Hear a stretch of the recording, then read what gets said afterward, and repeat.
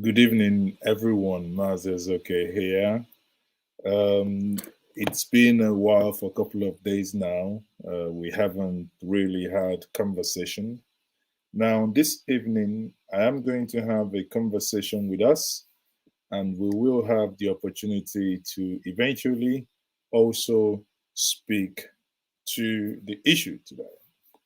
Today, we will be looking at a couple of issues that Sheikh Gumi, the man you people know very well, the mouthpiece of the bandits, somewhat because the bandit has been declared terrorist in Nigeria.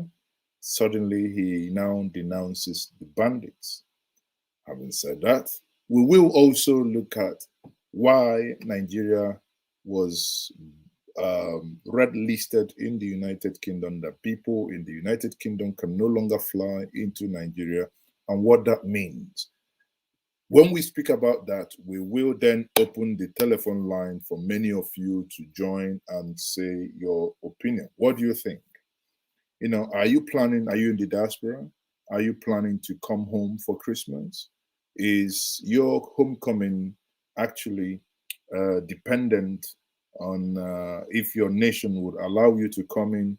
Or do you think the issue of blacklist is something that has nothing to do with COVID? As one of the United Nations persons said, that what he thinks is happening is vaccine appetite, and that it is not necessary to actually have Nigeria and other African nations blacklisted. Now, before we do that, if I may know where you are watching me from, as usual, please comment in the comment section. Let me know where you are watching me from. I know some of you are watching me from the diaspora. I know some of you are also watching me from the ground zero, irrespective of where you're watching. May I know where you are watching? Without further ado, let's kick off with the conversation with Gumi. As I said, Gumi, or let me give us a little background. Obviously, about 2 weeks ago, the bandits in Nigeria were proscribed. Now, bandits are now classified as terrorists or terrorism. Now, I think one thing we also need to do is, I think, if you ask me, I think kidnapping should also be classified as terrorism as well, by the virtue of the definition of what terrorism is. I think kidnapping someone against his or her will, and abducting an individual, that should also be classified as terrorism. I do have here Dele Amedu. Dele is watching from Montana. You are welcome, Montana, USA. Dele, you are welcome to this conversation this evening. Many of you watching from various places. Like I said before, it will be nice to know where you are watching me from. Then, as well, we will eventually get to the point where you will have your say by calling into the studio and have your opinion heard. Now, let's get the ball rolling. Well, let's begin what's trending. Controversial Islamic cleric Sheikh Ahmad Gumi on Wednesday denounced his advocacy for bandits following their declaration as terrorists by the Federal High Court in Abuja.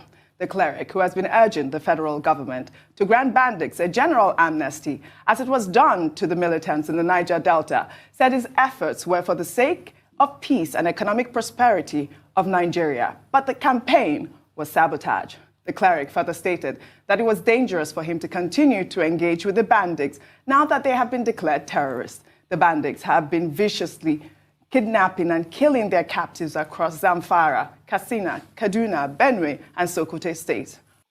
Now, you hear these states where these bandits do these things, and it hurts because when they do these things, they actually, these are innocent citizens like you and I, people who have done nothing wrong, and the only crime they have committed in this Mother Earth is that they are Nigerians. That's all. That's their crime. And these people are kidnapped at will. There is a video. I cannot play this video here. If not, YouTube will blacklist me. If not, man, if you watch this video, you will cry. about 40 of your countrymen and women were roasted alive in Sokoto. They held their bus, the bus they were traveling with. No one could come for rescue. They just put fire in that bus. People were burning, shouting, if you come out, they will shoot you. And people burned. And now these people were being buried. Now, and you had a president. You have a president who is also from the North Central. Imagine that, for instance, because sometimes, from the Northwest. Imagine that, people. When we say these things, it look abstract. Imagine that you have a president from the Southwest. Imagine that Osibanjo is the president, and something like this happens in Ogun or Oshun or who cares, one of the southern South or Ekiti. And Osibanjo would not go where 40 Yorubas were roasted alive. Let's not, you see, I'm not saying 40 Nigerians now. I'm not saying 40 Nigerians because I'm coming to that. Let's actually bring it down to the minutest level where the president comes from. That a thing like that does not worry him, that 40 people from those he governs were roasted by bandits. And what did he do? He jets off into Lagos to commission boats and to do a book launch, which I believe he did not read because the content of that book was actually damning. The book revealed that Yoruba elders and Northern elders warned APC not to field and not to allow Muhammadu Buhari to become the president. And when you hear these things that they say, and when you hear these things that they said, you now wonder, why would everybody be now hating Ndibo for doing not only that people said this thing, but by that they also acted it out? Yes, the people of Anambra State, yes, in 2015, gave him 5%, and he got mad. Anambra is different. He got mad and he thought, 5% against 75%. Come 2015, 2019 again, election, other states in the Southeast already gave him more. I think Ebonyi gave him 25, Abia 19, Imo, I think 17. My people, do you know what Anambra did in 2019? They gave the president another 5%. What it means, but this is a serious matter. In all this, those who gave the president 95%, 97%, no, okay, in his words, because this is mathematically incorrect. I'm not saying that the president is Olodo. I'm not saying, but what I'm saying is that it is mathematically incorrect to say 97% and 5%. That makes it 102%. But coming to the back to the issue, the president failed those that elected him. If it was in Anambra that something like that happened, and nobody would have expected president to come, because he has a grudge against the people of the Southeast. But this is a people that voted for him, that he brags about it, that they gave him 97%. That is the people of Sokoto. They were roasted like chicken. If you see the video, it's one of the most heart-wrenching video you would ever see. But the man whom they voted for, what did he do? He went to Lagos to commission boats and to go for book launch. Now, the same people that do this are the bandits. You remember, we had the bandit spokesperson in the person of former military officer Sheikh, who eventually is a Sheikh. He took over his father, fathers, whatever they call them. Now he's a Sheikh. I call him the bandit Sheikh, who has argued that the bandits are those who are hungry, that they need help, they do this, they do the other one, yet he is the only one that knows where the bandits are, can go see the bandits, but when the helicopters cannot see the bandits, Sheikh Gumi can see the bandits. Eventually, the bandits are now classified as terrorists, and Sheikh Gumi is now trying to take cover. On Monday, 23 travelers were burnt to death in a bus attack in Sokoto State by this terrorist. Well, I guess Sheikh Ahmad Gumi can now be granted amnesty because I'm sure a lot of Nigeria will disagree with him. I don't think that he was trying to get peace. I think he was fueling these terrorists, and his intervention has been nothing but inflammatory. But I wanted to talk about the attack that happened on Monday. It was so sad. Yesterday, there were more revelations about the people that were involved in that bus attack. One of them was a pregnant woman. Oh dear, don't even go there, lady. That was one of the most horrific things that any human being on earth could actually watch. How human beings were being roasted alive and their bodies, their brains, everything were popping. And those who were roasting them were videoing, standing there. If you come along, if you stop or anything, you are dead. And we call ourselves a nation. And there is no, one thing, let's assume that crime can happen anywhere. But one thing that hurts me with this government is the lack of empathy. Lack of empathy. Empathize with the people. Imagine now, you're watching me from America and 10 people dies in such horrific way in America. And you think your president, Biden, will go somewhere, for such nonsense, book lunch. You think your president will do it? In the United Kingdom, as we speak, people are demanding that Boris Johnson resigns. Why? Because he went for a Christmas do. What's a Christmas do? A Christmas party.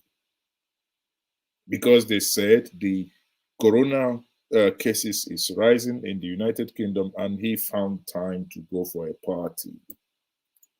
That he wasn't self-isolating and all the rest. Because I think one of his cabinet member or whatever tested positive. You saw the beautiful 36 years president of Finland apologize that she went partying. But here, those that govern you will shit on your head. Shit, they will just go to they will put the toilet high and open the whole pipe on our head and do nothing. They have no apology. Your life means nothing. If not, why would 40 people die in Sokoto and someone goes to Lagos to launch a freaking book? Okay, on your way back, you could have gone to Sokoto and heaven would not fall.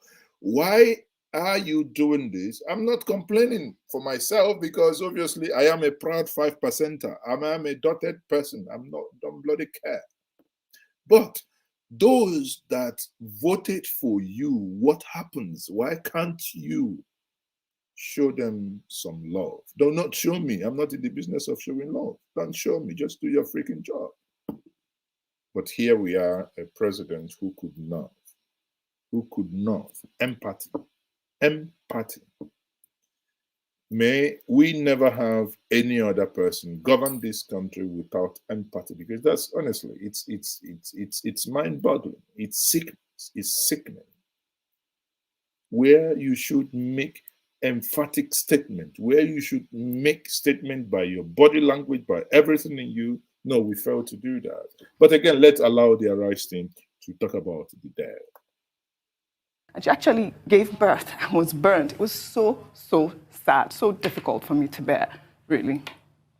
To be honest with you, Oji, you're not going to be surprised. I've taken to skipping some stories. Yeah. I have to protect my mental health. It gets too much. We sit here day in, day out, talking about crimes of immeasurable monstrosity. So lately, I try to avoid them. And it just shows exactly why so many people were offended and they were outraged by Sheikh Gumi's intervention. Yes. He gave a literal meaning to devil's advocate. Correct.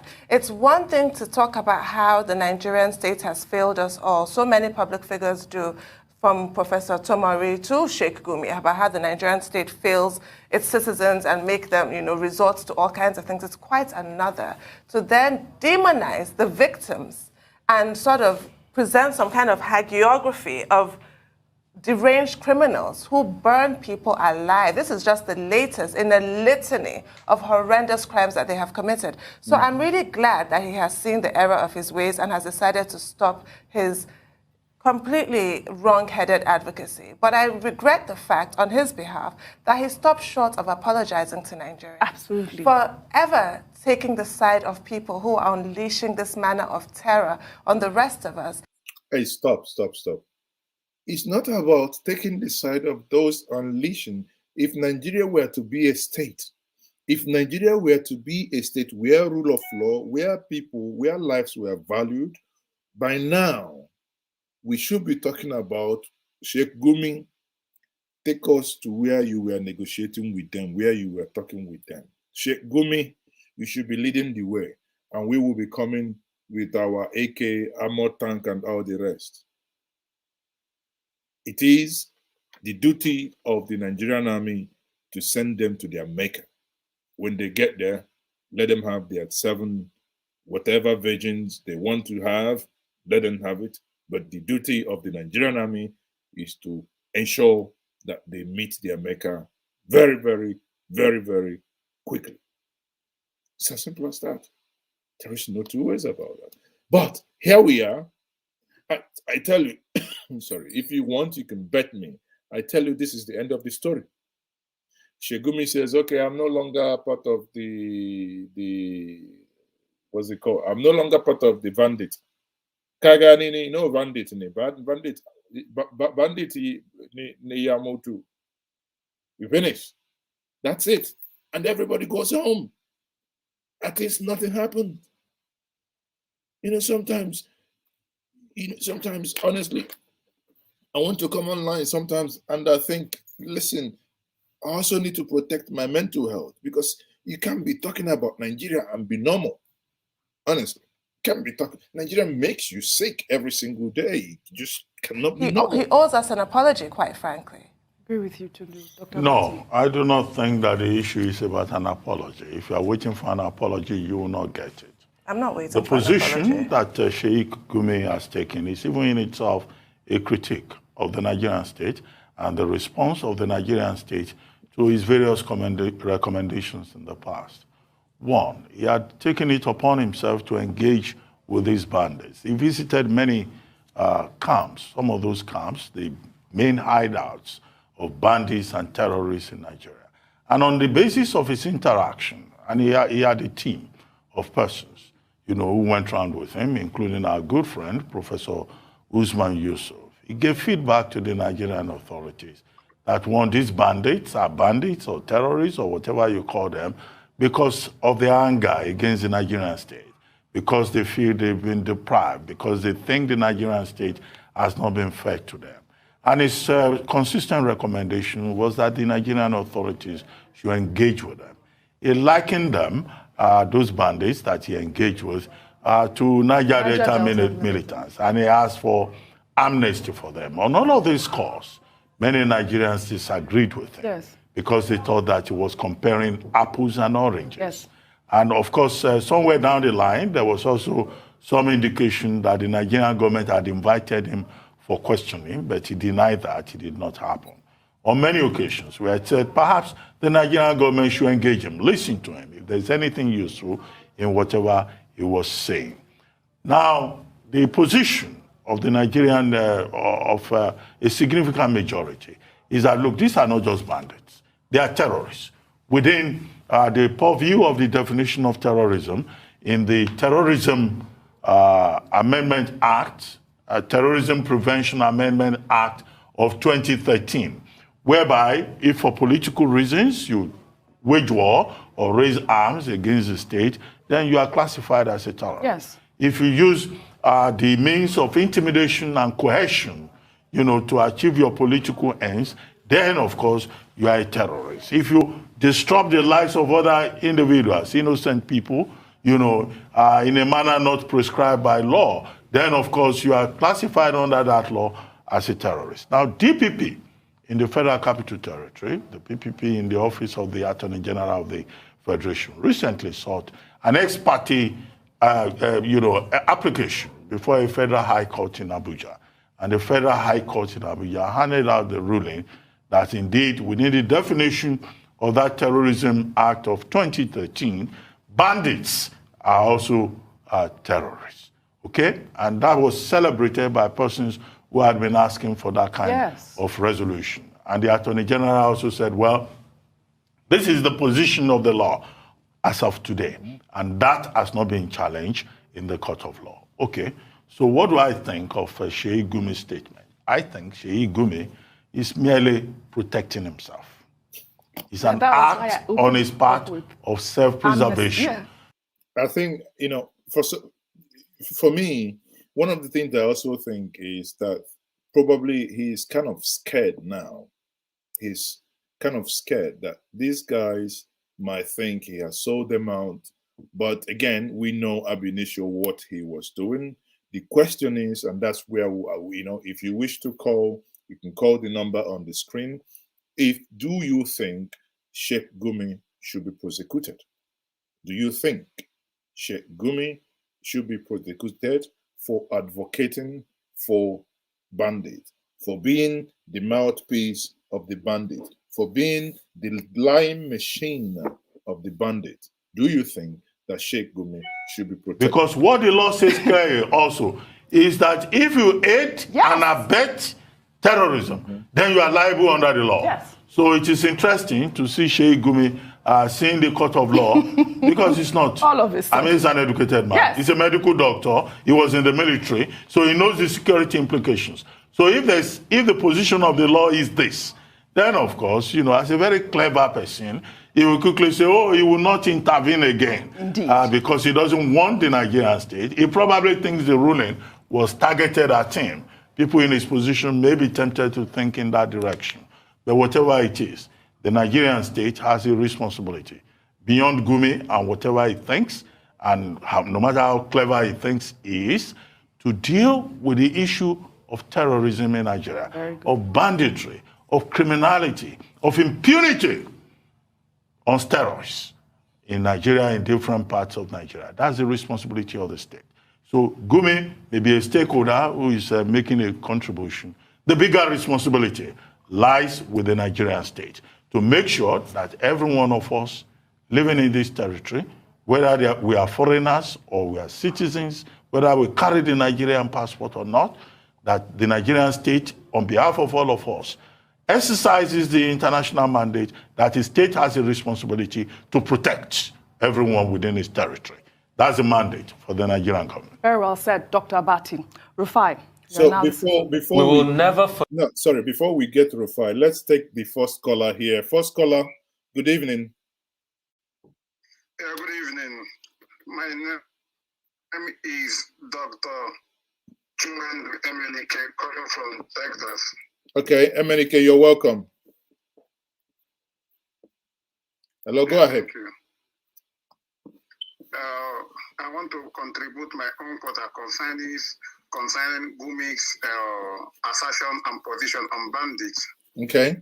Without any missing words, I think Sheikh Gumi supposed to expressly face the law, because according to what Dr. Abati has already posited earlier, you cannot probate and abet at the same time.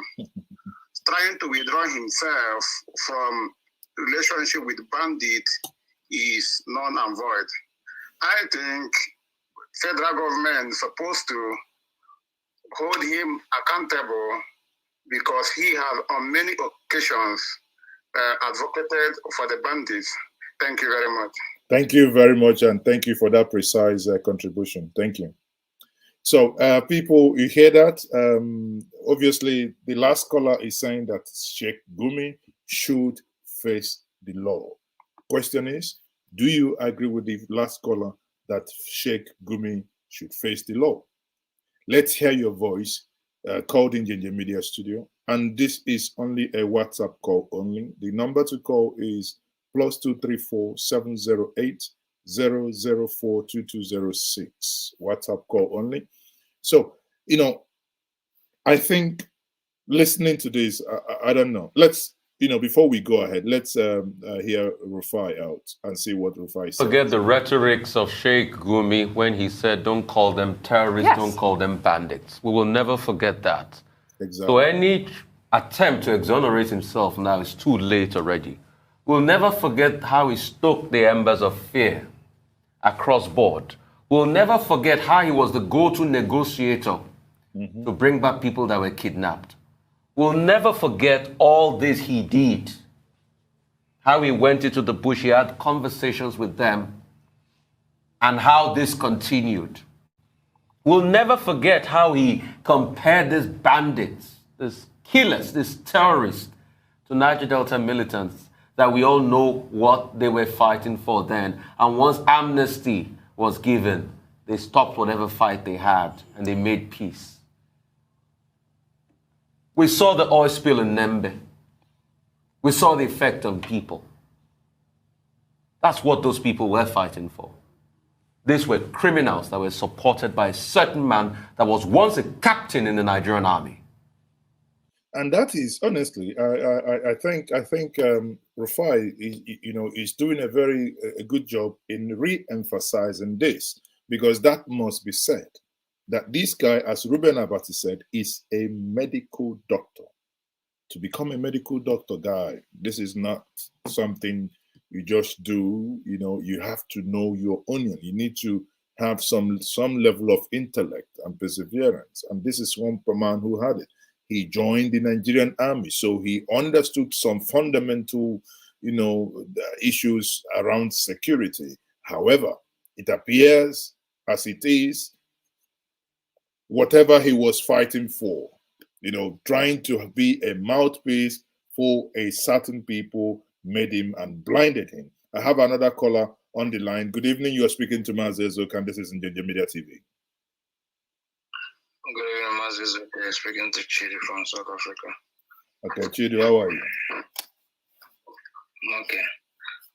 Just on your program, and I'm agreeing with the former caller, the person that finished calling just now. And I'll give you instance quickly.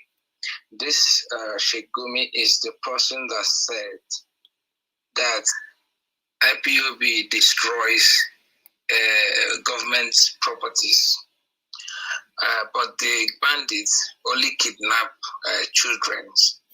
They don't do any bad thing. It's just to kidnap people for money.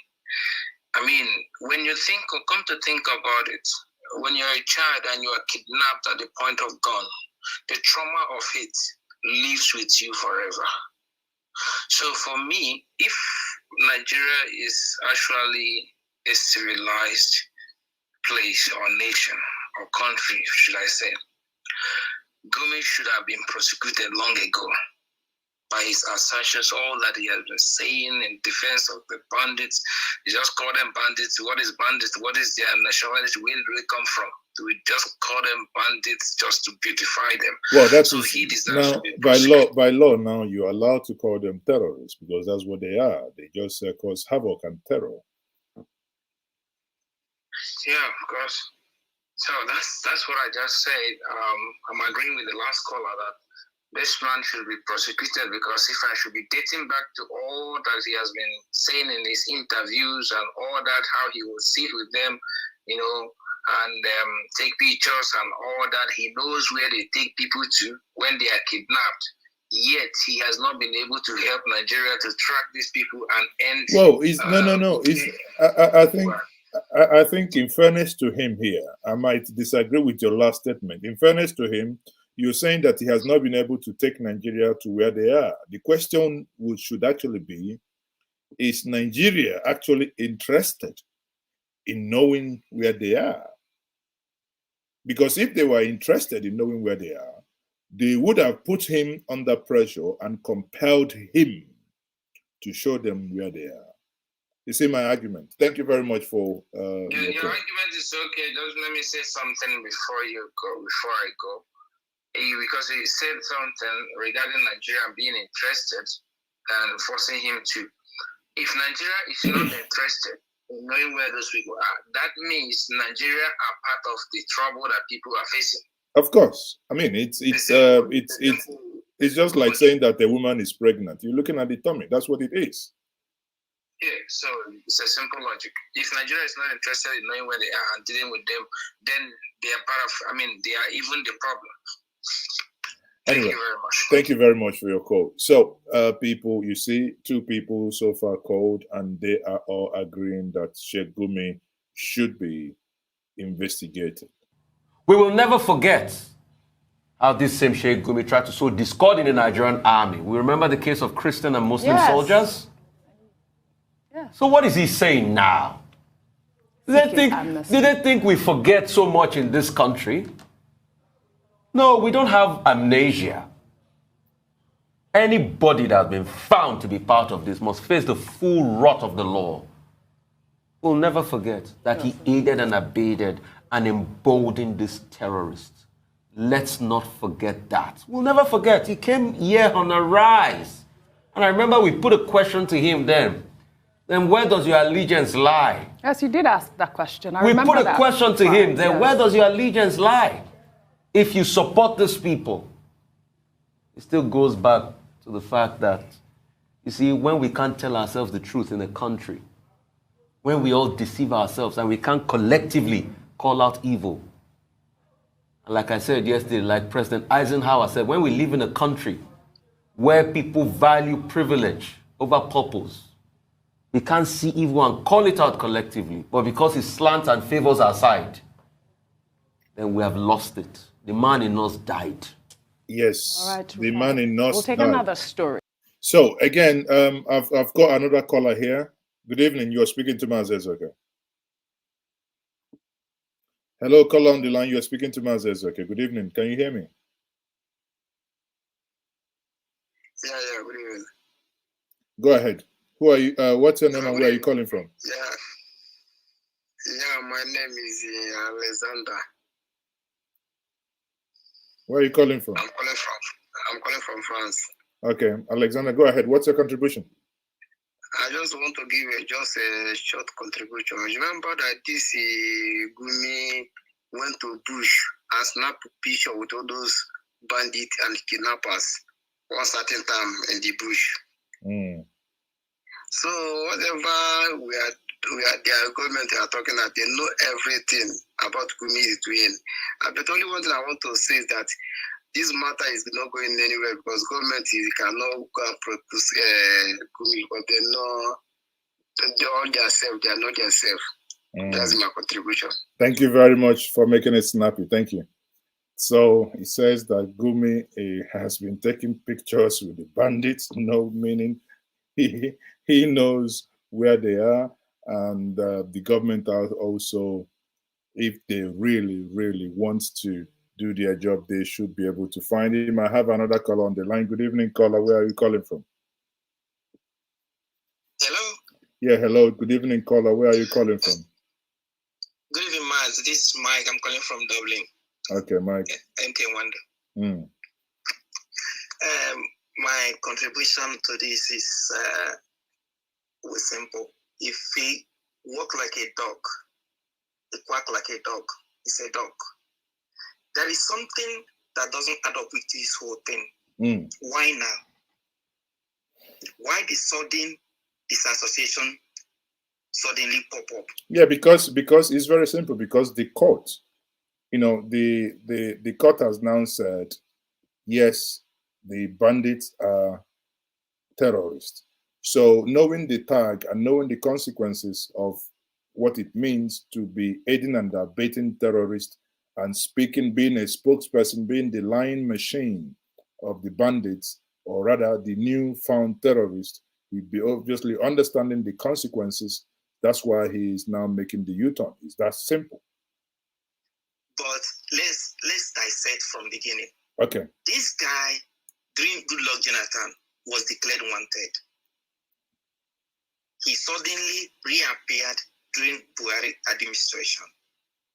He became the mouthpiece, sort of a peacemaker, the contact line, the negotiator for the kidnappers. And I remember him saying this clearly, that the kidnappers or the bandits or whatever he calls them then are here to stay. They are part of the country. So that is why I'm saying, if he walk like a dog, a quack like a dog, is a dog. There may be something coming down the line. We don't know yet. There may be something he has been privy to, which we haven't known, that made him to suddenly try to draw a line on the sand. That is my own suspicion of this whole thing. But understand, hold on, understand, for you to, I mean, in fairness to him, I think he got up to, was it a colonel in the, I can't remember, either a colonel or something lower than that. But, you know, it's a medical doctor. He's not really, forget that he has a tattered looking beard, unkept and all the rest. He's not an imbecile, so to say. I know that. So he's clued on. He knows exactly what is coming, and he knows exactly what he's doing. We just landed the same place. I'm saying, if he's walking like a dog, it's a dog. There must be something they have told him coming down the line. He's running from something. He's just trying to wash his hand. After all, I did say I'm not part of them anymore. So whatever happens from now onwards has nothing. Now, okay, let me ask this question. Do you think, by the virtue of the U-turn he has done, that his life might be at risk by those he has once represented? My suspicion is this. I have no way to prove it, but this is my own just simple hunch. He may be seeing down the line that he may be the sacrificing lamb. Because if worse comes to worse, the Buhari administration can throw him under the United States watch list. Remember that this guy ran away from the Middle East when they wanted to capture him. No, he was no. He was actually imprisoned, I think, in the UAE. Eventually released. I don't even know the details of his release, but I know that miraculously returned back to Africa. Yes.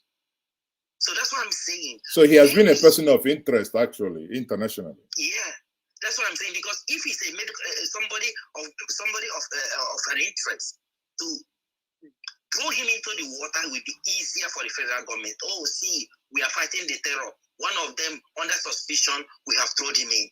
So that's what I'm thinking. Maybe he must be debriefed on something coming down the line. So to make himself look clean and become a victim, he first of all do the 360 and wash his hand clear. The box reaching. Whatever we want to do.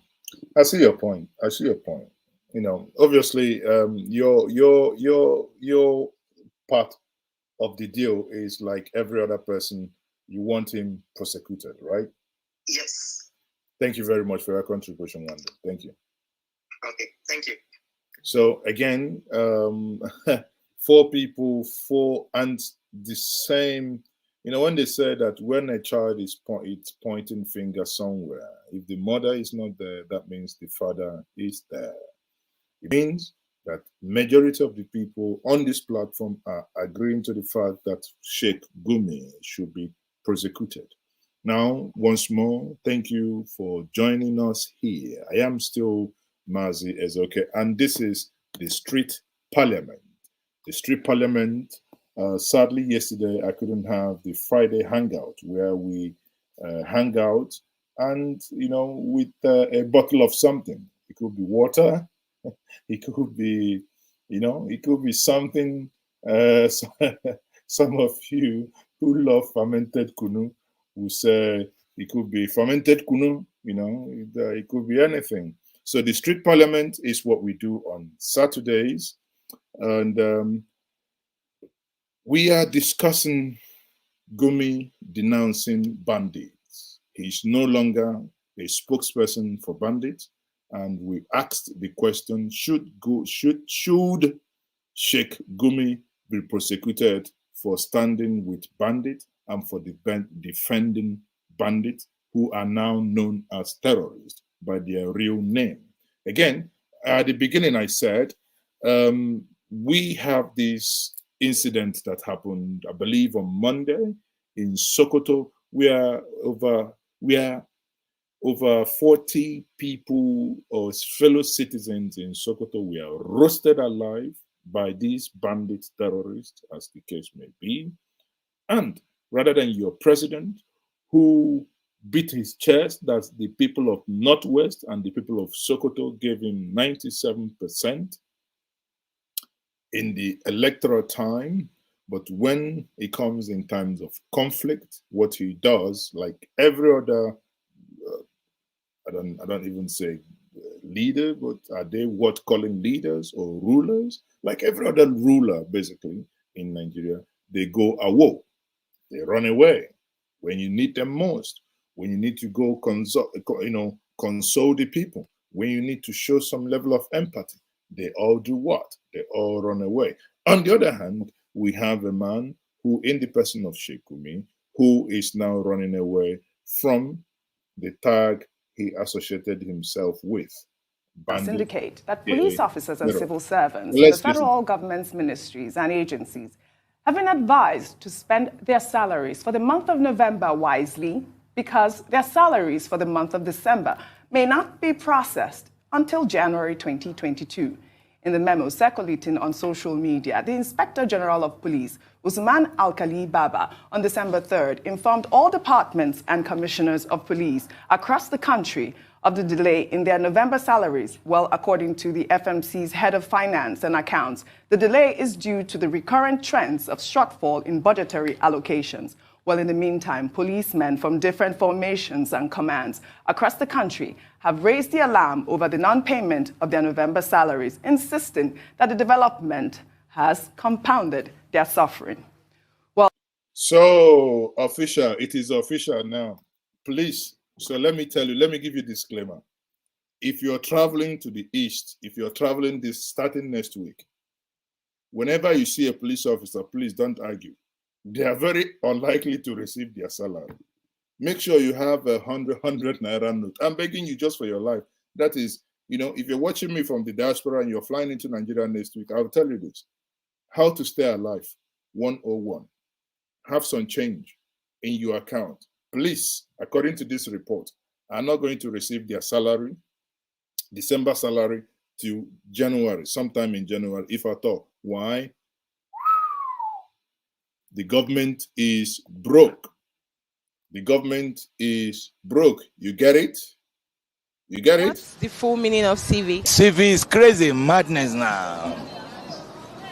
Okay, the full meaning of CV. CV. Yeah.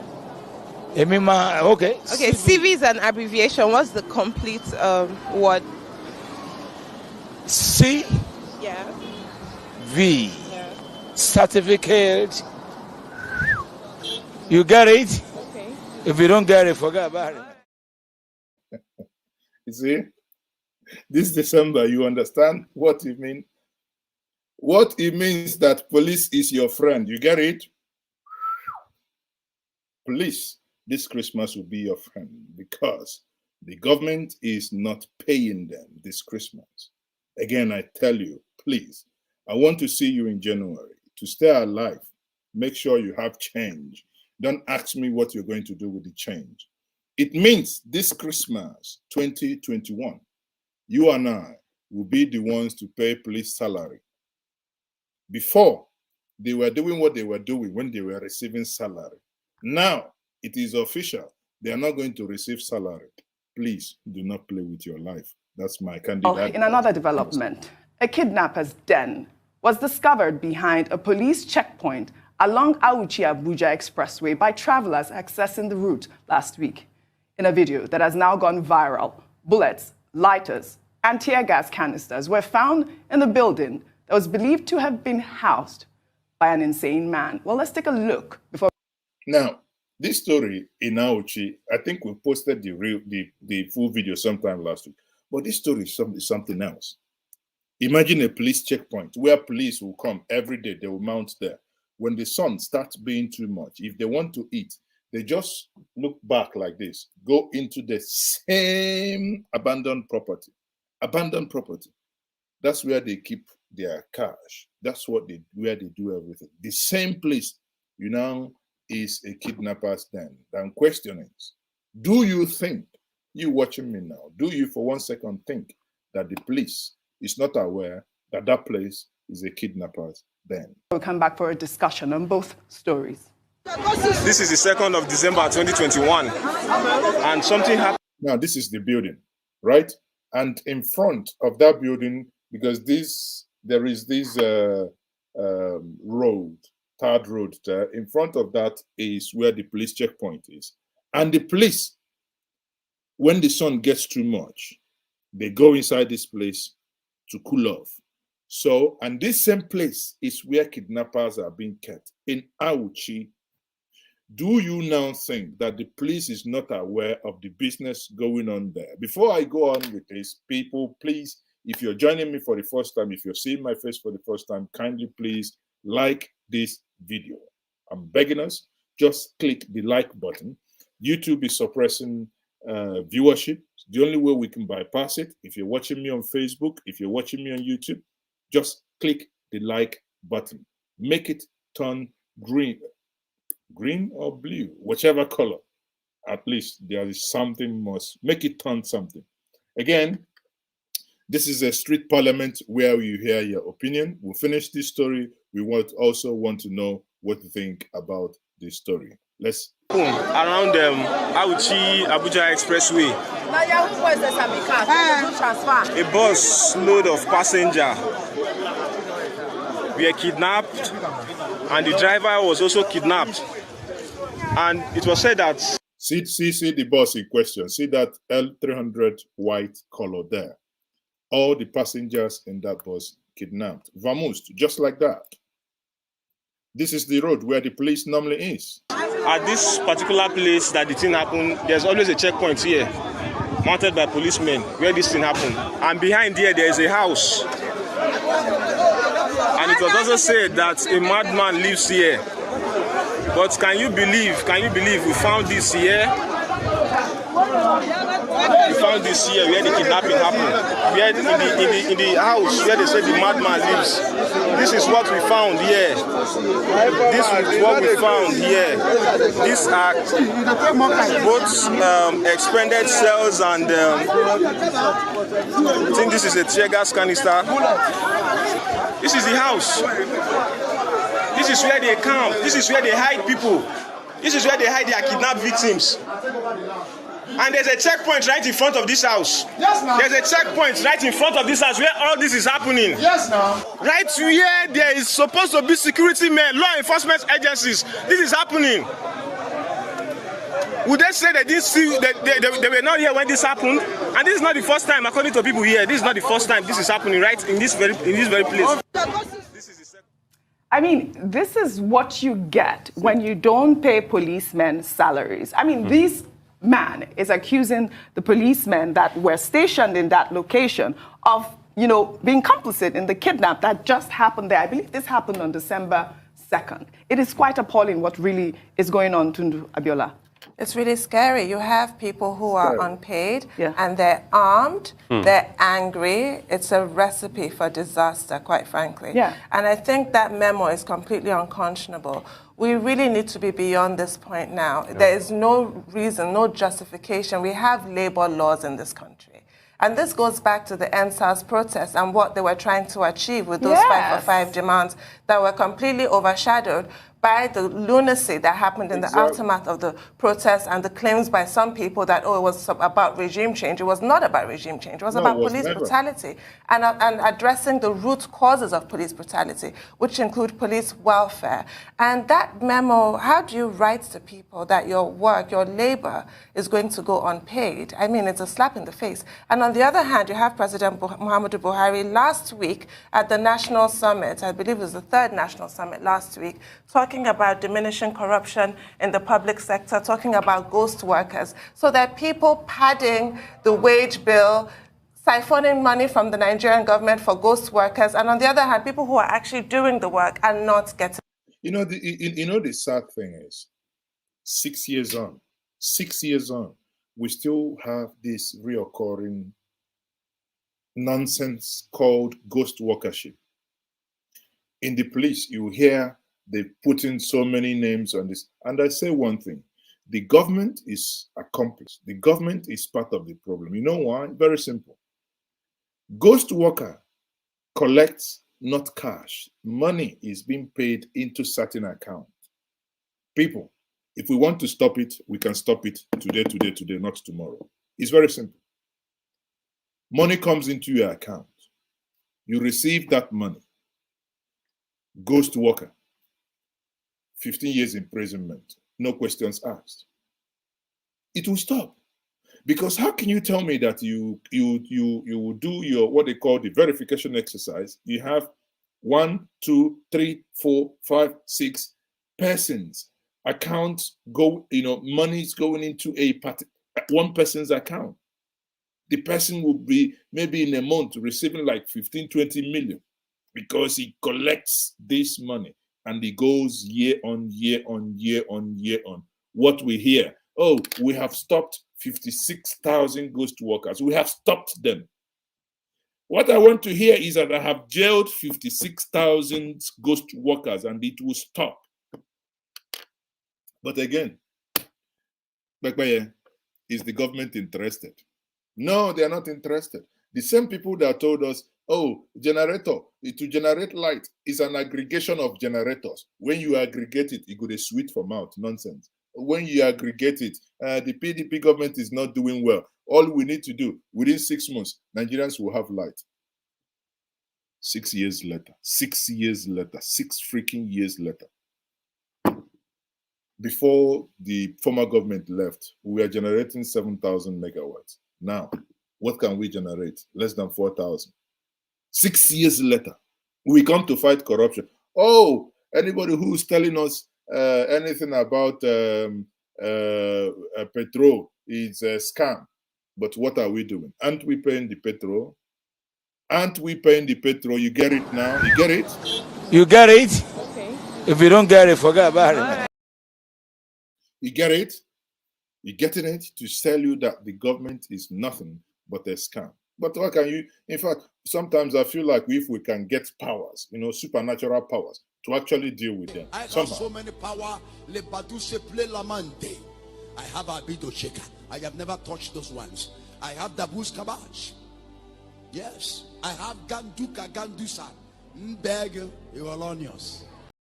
Please, Odumeja, we need some of these powers because we need to start cutting like onions. We need to be Benham Madana, Benham Madakre, because this is getting out of hand. People can no longer comfortably travel on the road. You fear herdsmen, you fear kidnappers, you fear police. And someone here is saying, what of civil servants? What if they don't have money? Well, you choose for you. You choose for yourself. What is it that you want? Do you want to stay alive? I understand you're a civil servant, but it's sad to even say these things because I don't know. It's about your life. Sometimes it feels like the things you watch in the TV that happens in Argentina or Brazil. People just, your life matters now. Do you know what it means? If you ever lived in the same society, see that one person just walking on the street fall. You see how everywhere changes. Everybody stands still, helping that individual, for that individual to recover, or for ambulance to come. But here we live in a nation where anything happens, everybody just goes their way. You're not getting help from your fellow citizens. You're not getting help from government. Government is actually the one abusing you day and night. By January, we will start buying petrol, 304 naira, isn't it? Yet these are same people that told us that they were going to bring petrol from whatever number to, that they were going to reduce it. Remember when the former minister of petroleum from River State, what's his name? Tom David West. Remember when he was alive? He was the one talking, we will refine petrol. We would, in 2014-15, it was everywhere in channels. We will sell petrol for 45 naira. Some of us, those Momo, we were just basically 70-year-old people. Everybody was just shouting rubbish.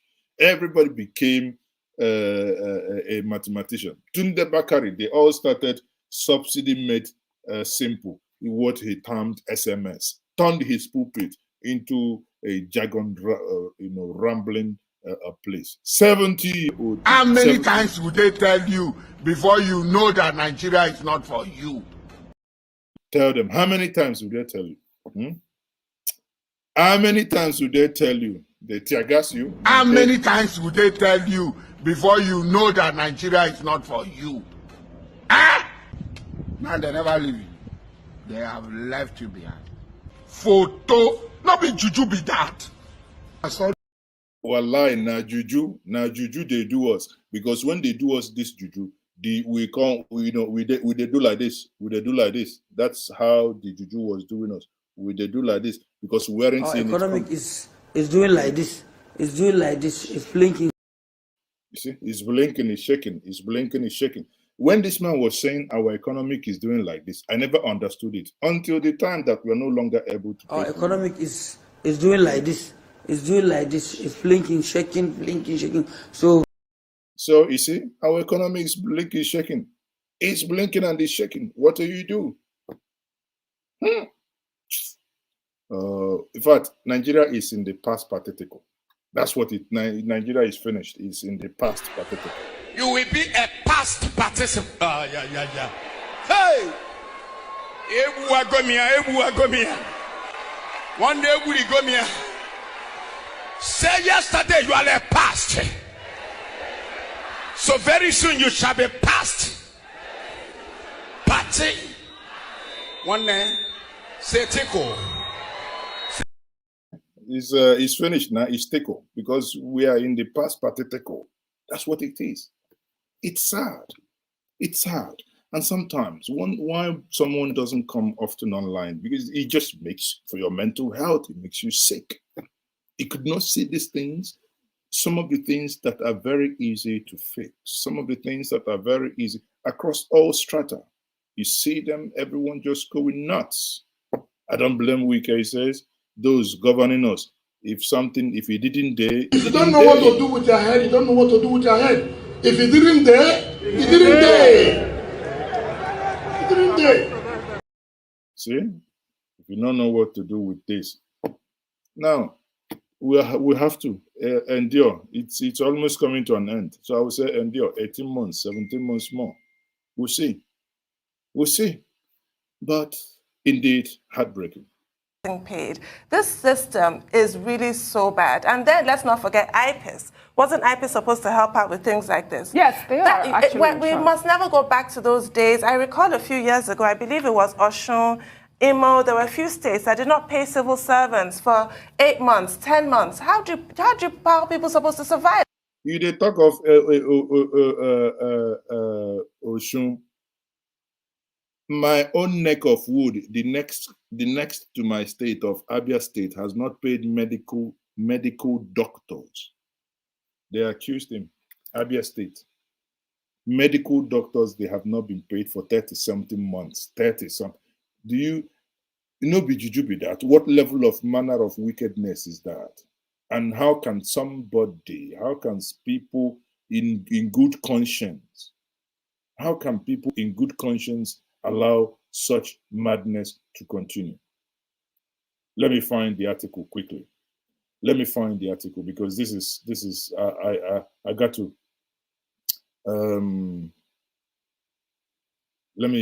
sorry, Abia States. Let me find the article quickly, just pardon me, because I want to quote exactly what is happening here. And it is, whenever I look at this, and I say, how can people have conscience? How can you just be so wicked that you couldn't even pay people's salary? Isn't that something that is I don't know. Okay, look at it here. Yeah. Abia State. Now read this. Let me read this for us. Right? Let me see if I can copy it and show it on the screen so that many of you, I don't want to use any other place. I want to use the Southeast, because we cannot only be talking about others. Yeah. So let's say that is Nigerian medical Council is the one that put this up. And what do I expect?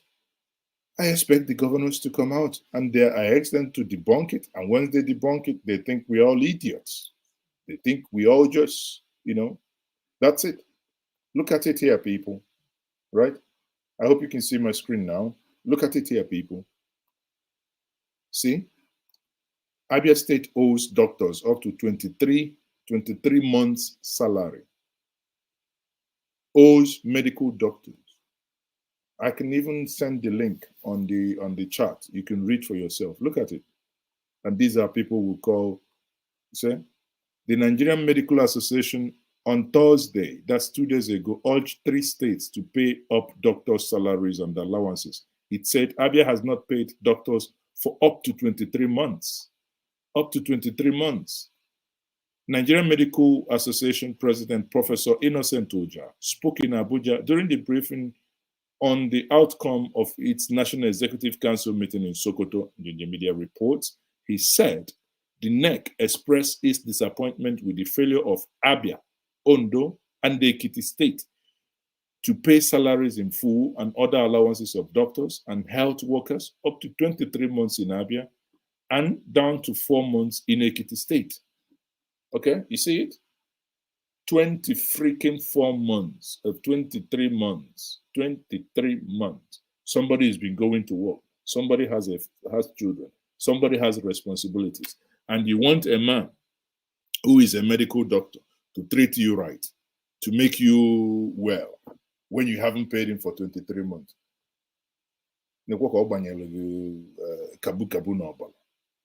Because it's not going to work. You watching me now, let's say you are in Europe, in America. How would you feel? The company you work for hasn't paid you for 1 month.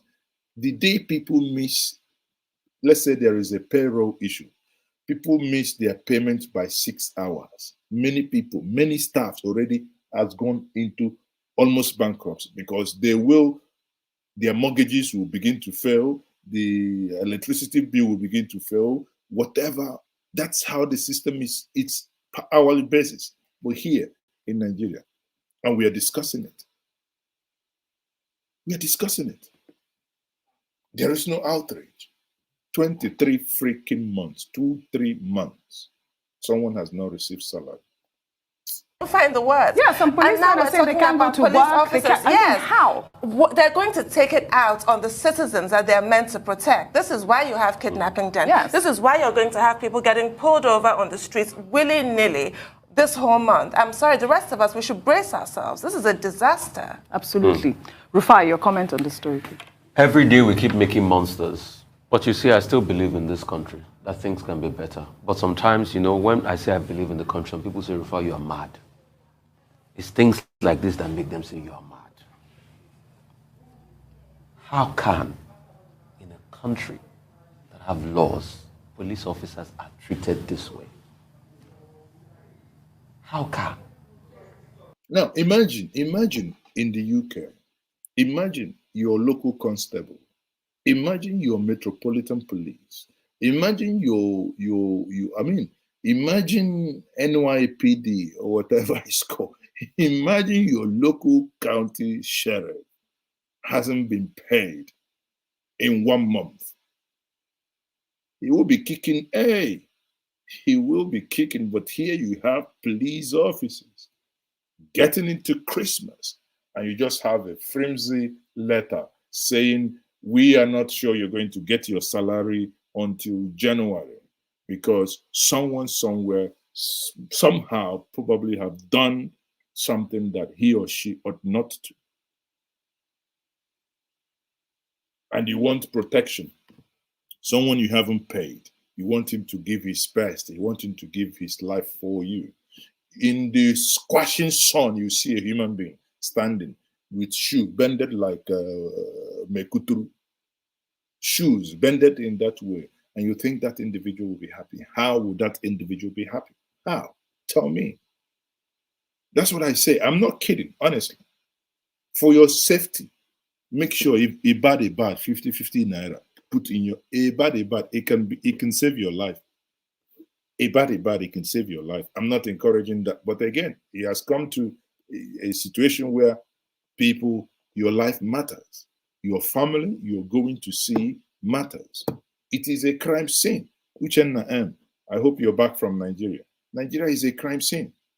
Honestly. Uchenna, you might if you want, you can call in and tell us your experience in the last couple of weeks that you were in Anambra State. Many of us are staying away because it's just a pure madness.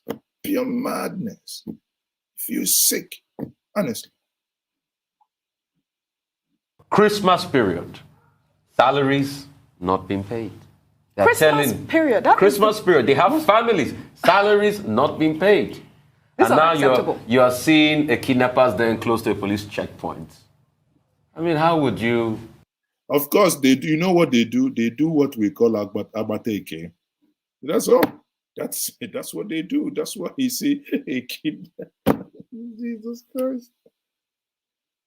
In front of a police checkpoint that is almost equivalent to like a police station. Is kidnappers then. So many bullets in there. Who kept them? Is it is the madman in there? Is he really mad? You know, sometimes that you hear these stories in Nigeria and they dies down. Nobody follows them up. Nobody asks questions. You also sometimes want to ask questions. You meet brick wall. I'm like, man, why Nigeria did do us like So both. You see, it goes back to this systemic failure. And I keep saying something. Until we start to tell ourselves the truth in this country, we will not move forward. Because it's obvious we like to be lied to. This is the only country where I see lies thrive. And when you tell people the truth, they say, no, nothing wrong with that. People can get big fat salaries. They can pad budget. They can steal millions of naira. They can issue, I hear, 42 billion to renovate the roof in National Assembly. I hear there's corruption going on as regards that now. But, Rufai, hold on. If I ask our lying machine now, if that is true, he would even tell us. When my 7-year-old grandson called me and said, Grandpa, tell me the truth. Why did they call you Liar Mohammed?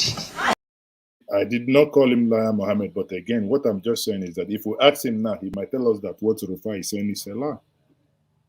They can do all sorts, but the basic people cannot be paid. Unfair. And this will only continue because this is the kind of country we've made for ourselves. Dr. Abati, your comment. Well, whether it's Christmas or January or any other month of the year, the basic principle is that a laborer deserves his wages. Simple. In any part of Nigeria, whether federal or state or local government, if you don't pay workers when it is due, then of course you are creating problems for the system. Because look, in the two memos that have been reported, the one from Federal Medical Center, Kefi, and also the one purportedly issued on December 3 by the Inspector General of Police, the excuses given in those two memos, one is attached to the circular, one is attached to the signal to Nigerian policemen. The excuses are unacceptable. Shortfall in allocations, the inefficiency of Ipis in the office of the Accountant General, and then you are saying that to people who are expecting their salaries, and you are telling them that they should wait till January. In fact, in the case of the FMC, the head of finance and accounts even took it upon himself to be advising workers what they should do with their salary and how they should be careful how they spend, because they will not get money until January. Yes. So it's senseless. That's not the international standard. It just shows how crazy. No, please, sorry, Abati. If you're making any statements, don't bring international standard with Nigeria in one sentence, because we are not even up to West African standard. Talk less of African standard before we talk about international standard. So don't even... processes in Nigeria have become. Now, they called out the Office of the Accountant General of the Federation, Ipis department, where we should not take that at its face value. I think that the Office of the Accountant General has a responsibility to come forward and either confirm this story that people will not be paid their salaries or not. Perfect. I raise that because we also hear stories that sometimes these monies are disbursed and some big men in some of these agencies will sit on the money for 30 days to collect interest. Can you imagine? That is why an investigation is important so that the heads of some of these agencies, are not just promoting. Listen,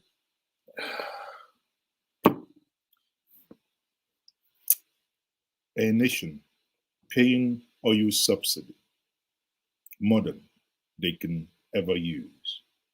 Even when they said the previous government was stealing, and they came to this one, it appears the stealing went to the gym, now has muscles, and is doing very, very heavy lifting. A nation where we can hear something like this, people will take salaries and lend it to commercial banks just to hold it for 30 days. For them, in their mind, they are not stealing, because if they have taken like $500 million, this $500 million or 1 billion, 2 billion, they can only take the interest, maybe 20 million interest, and they walk away. Now, what they forget is that in that 1 month that you've held it for you to get extra money, you have destroyed lives. People have died. Parents might have lost child, their children. Some must have lost loved ones by the virtue of the fact that maybe someone was sick and they needed 1,000 naira or 800 naira malaria drug. We're not saying it is not fair, and it is very, very unfair to owe anyone, be you police officer, be you a civil servant. It is very, very unfair. Imagine those of you who depend on a weekly wage. At the end, on a Friday that you're supposed to get your pay doesn't come. And your manager told you, oh, sorry, we don't have money to pay you, but they expect you to come back on Monday. How are you going to buy your petrol? How are you going to get your bus pass to get in? Many of you in the United Kingdom, how are you going to get your Oyster card if you're not paid in that week? And maybe you find, okay, let's say something happened. You borrowed money and you go back the next week, and the same story. And you want sanity to remain. You want police. I mean, that's the recipe for disaster, unless we're all idiots. You want sanity to remain, a police officer with AK-47, no salary, and you want him to be friendly? Oh, police is your friend. You must be smoking something greater than we, because that does not happen. An angry man, a hungry man, is an angry man. A pocketless man is next to nothing but a kidnapper. Because you're looking there, he sees you, you wear your chain, you're looking fresh. You tell him, oh man, yeah, man, I'm coming back from America now. Yeah. Don't you know that only that your Nike canvas is looking at is making him upset, and he can shoot you at any time? Then what does he do? He kidnaps you, takes you into the bush, bring your belly yourself with 200,000. Never let that argument get to that point, irrespective of where you're coming from. Be nice, but when it gets to certain level, it means if you have a driver, don't get into any argument, 100 naira then, and go your way. What we say in Igbo, vum, ka statement. That's my view. That's my view. That's my corruption. The other issue is that we understand that some other security agencies are paid salaries. Okay, but that does not certainly include civil defense. So you add to police, you add civil defense to it. If there are other agencies where they are being told to wait till January or maybe February, then they should raise concerns about it.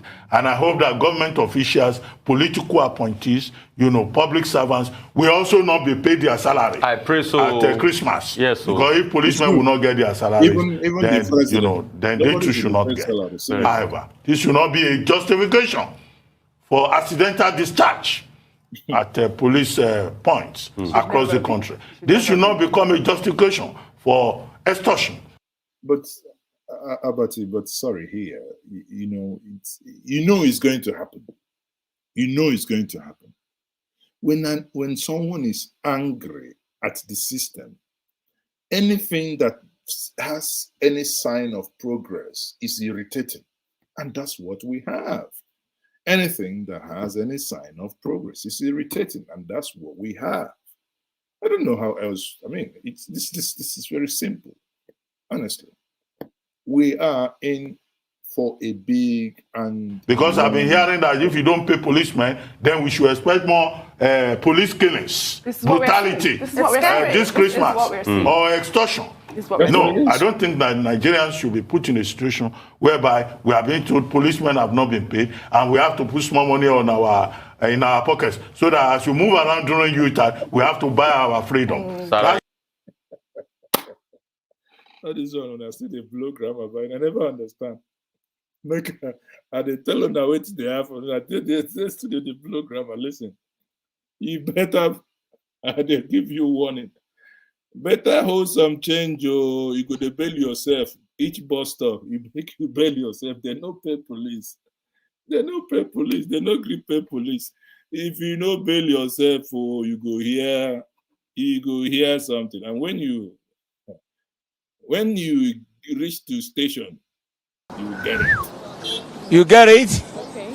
If you don't get it, forget about it. So please don't forget about it. I want you to get it now. So by next week, because what I'm telling you will start next week. Many people, the children will start closing school next week. Some of you will be flying in, for those of you who are allowed to fly in, and you will go. But when you are doing that, please get it and stay alive. Now somebody will stay alive, they lay complain. No, I don't talk my own finish. Shows how badly the state has failed. And that's unacceptable in any civilized community. All right then. No, how can you talk Nigeria finish? You add civilization to it. You just destroyed all the things you basically said. There is nothing like civility here. I mean, it's a no-brainer. Now, the final topic here, people, is that the United Kingdom has red-listed Nigeria, saying many of you in the United Kingdom, Ireland, who are planning to fly into Nigeria, you're not going to come. Why? Because of Omicron. You see, one thing that is very worrying is, the continent that actually told the world that this exists is now being punished. And the one thing that worries most people is many people who are flying are already, if not all, they are double jabbed, meaning they have their first vaccine, second vaccine. Now you want them when they travel and when they come back, you now lock them down in a hotel room and feed them nonsense, where they will still have to pay almost £2,300.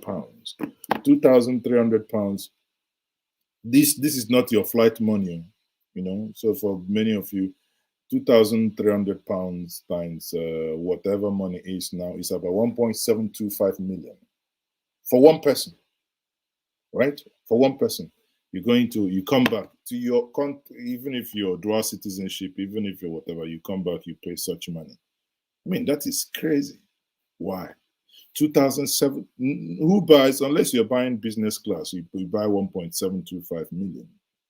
That's madness. Yet. But, when we knock Nigeria, we knock them. But when they do something meaningful, we also have to say it. There is something that happened that really, for the first time, I said it, the Captain Nuhu, who is the NCC chairman, I owe him one bottle of whatever he's drinking, be it kunu, I'll buy it for him, because that is what Nigerians demand that they do. Why am I saying this on now? This is the back to the story.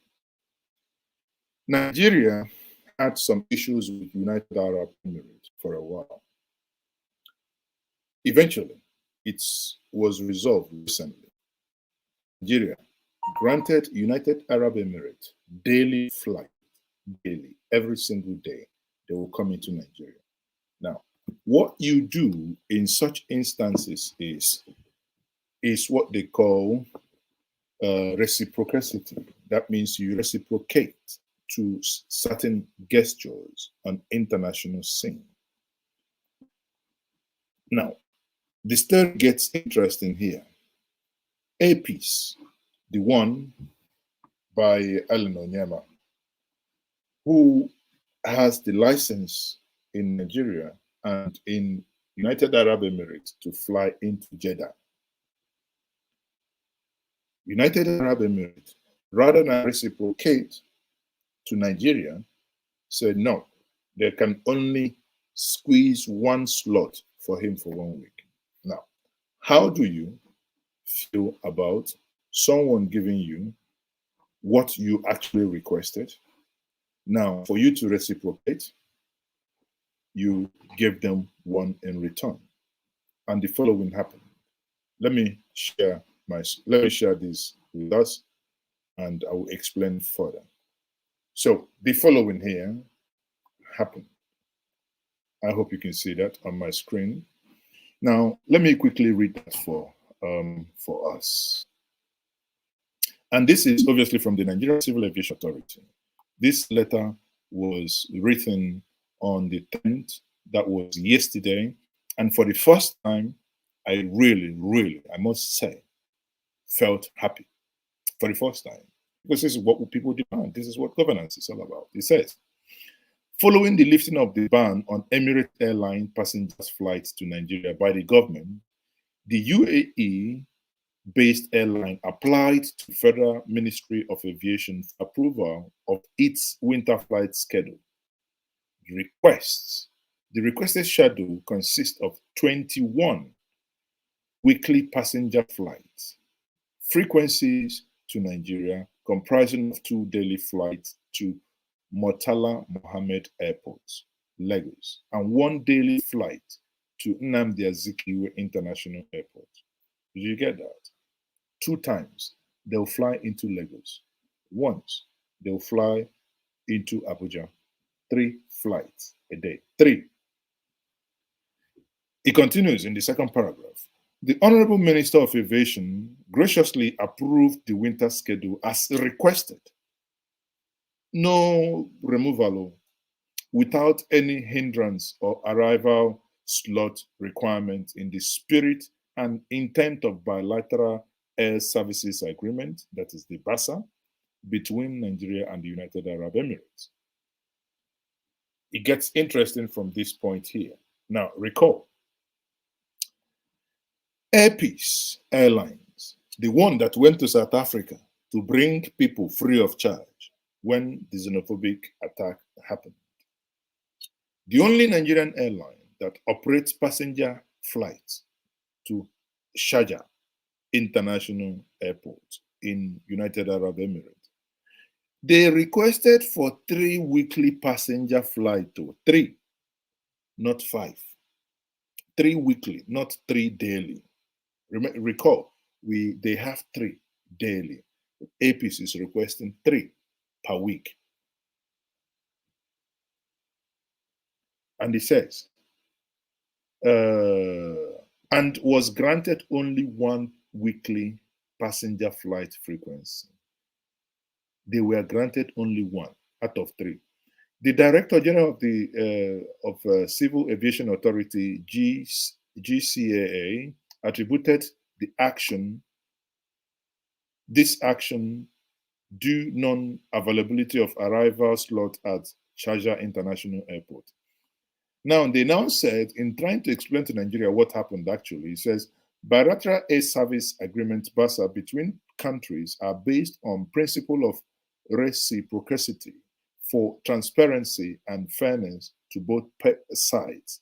While Nigerian authorities approved the request of Emirates Airlines, UAE authority acted in total disregard of the terms and provision of BASA between the 2 countries by approving 1 week deal. Now, the rest is history, but here is what made me say I am happy for the first time. He says, the Honorable Minister of Aviation here, I highlight that for us to read. The Honorable Minister of Aviation decided to apply the principle of reciprocity and withdraw, you see that, withdraw the withdraw the approval of the winter schedule given to Emirates Airline and instead approved one weekly flight frequency, Abuja, on Thursday, blah, blah, blah, blah, blah. I say, now we are talking.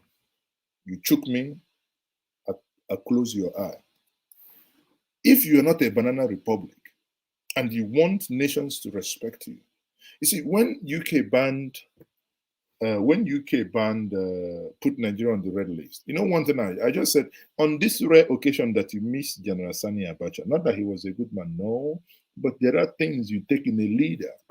I said, maybe these leaders we have now shouldn't, you know, are not going to take the right necessary action for Nigerians, because if they do with England, they might not come back again for their medical tourism. But again, who cares? I said it. What are they going to do? But that's the truth. So in this case, Nigeria, for the first time, did the right thing. I gave you 5. I gave you 3 a day. I'm requesting only 3 a week. You gave me 1 a week. Wallahi, the thing they sweet me. I say, the guy Nuhu, what was his name again? I owe you, even if Captain Musa Nuhu, if you drink Ompa, I owe you 1 carton. If you drink Frada, no, 1 carton. If you drink Kukunu, if you drink Zobo, whatever it is, 12 pieces, 1 carton. That's what you should be doing. That's how people do their job.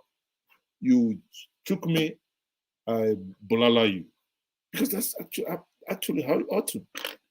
Now come down to the United Kingdom. They say you are not going to fly. For me, tomorrow morning, British Airways shouldn't be flying into Nigeria. It's as simple as that. There is no 2 ways about it. No but, no if. Why would you subject people to fly in from Nigeria to pay 1.27 million? And they have to pay it before they leave Nigeria. Your country not good.